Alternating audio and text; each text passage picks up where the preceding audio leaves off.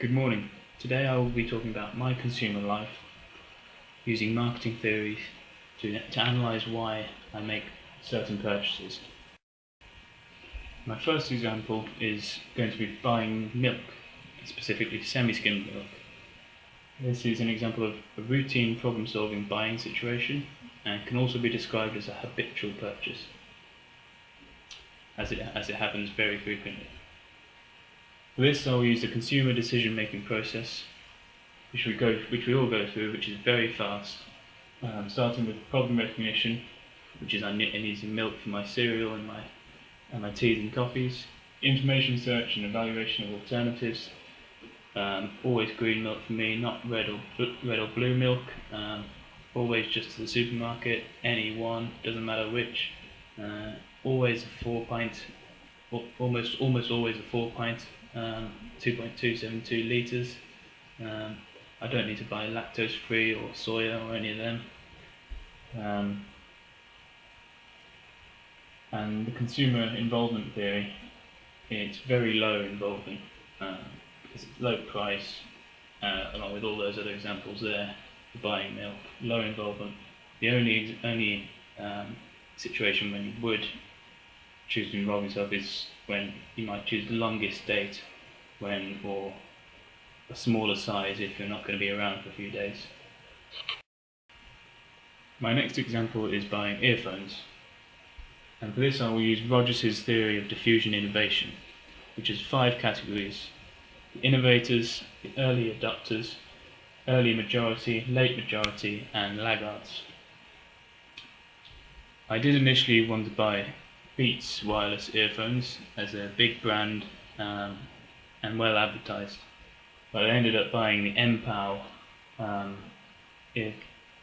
earphones from Amazon. Here they are, nice and compact. I'm very happy with the purchase.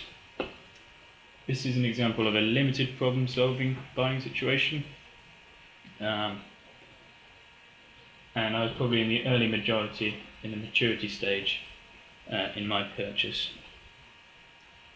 I ended up going for the MPOW because it was cheaper and just as good quality in my opinion. Only around £10.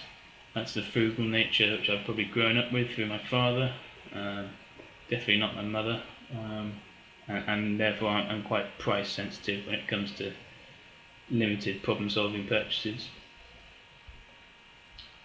If I had gone with Beats though, which I intended to do, it would have been the self-concept approach of me wanting to be part of that gym goers membership group, reference group, and going with the athlete, celebrity endorsement purchasing because of them. My final example is my choice of university. This is an example of an extended problem-solving buying situation because it requires serious investment and a long-term commitment, as well as, in my case, high rational involvement and high emotional involvement as well. Not just a quick search, there's a long search needed. So why did I choose Leeds, and why did I choose Leeds Beckett over other cities and other universities? Well, I followed the consumer product acquisition process found in Baines et al. Starting with motive development, that was to gain a degree, to get higher salaries, etc., etc. The information gathering and product evaluation stage was quite long. It was used as statistics of each university, whether it was worthwhile or not. Was it worth it? Should I have done an apprenticeship instead? Should I have gone straight into work? Should I study in the UK or overseas, in the city or in the countryside? Product selection, looking at going on tours of each university. Knowing Leeds through my 2 older brothers and friends already being in Leeds, that helped me with my decision. Leeds Met as well, with a sporting reputation, and for rugby with Yorkshire Carnegie, and then the acquisition and the re-evaluation stage. I started in September at Leeds Beckett. I'm still here now, and I'm still re-evaluating now. Thank you for listening, and here are my references.